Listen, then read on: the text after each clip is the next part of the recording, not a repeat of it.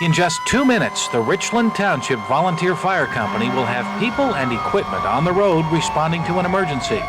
It's one of 3 fire companies protecting this suburban Johnstown community. More than 100 volunteers in those 3 companies give their time and talent to protect people and property. Justin Krone is a 3rd-generation volunteer.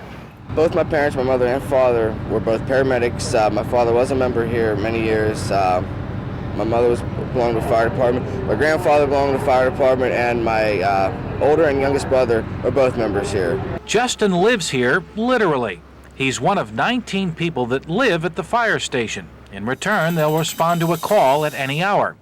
Most have jobs, but the commitment is so strong that there are people here all the time ready to answer a call.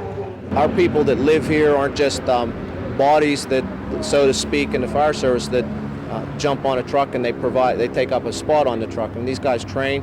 They train at least once every week, one training night a week. Many of them are training 3 and 4 times a week.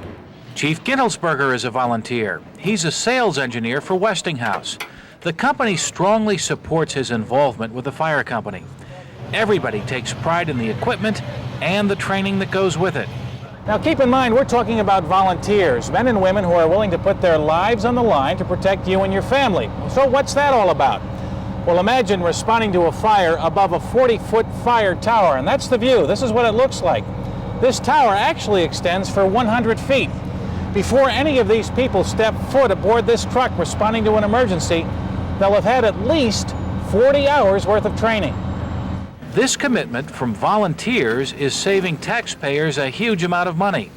In return, Richland Township uses a capital fund to help the fire companies buy equipment. Even though tax dollars are presently going to all 3 departments, both, as I said, for equipment and for operational services, in order to fully operate all 3 companies would require an enormous amount of tax dollars, which right now I don't think people would be prepared to pay. And the shock of that would be considerable if they realized how much is actually done on a volunteer basis to augment and supplement, tax dollars. But it all goes back to that volunteer spirit and a great sense of pride. I love doing this job. It's one of those unexplained feelings, I guess you could say. It's hard to describe the feeling you get when you see me help somebody. If you save somebody's house from a fire, you help somebody out of an accident or something. It's an unexplained feeling of happiness. And we should all be happy in knowing these brave and dedicated people are ready to help and have the training needed to do it.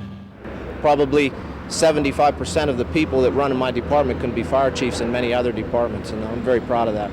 And that pride shows when the call for help goes out.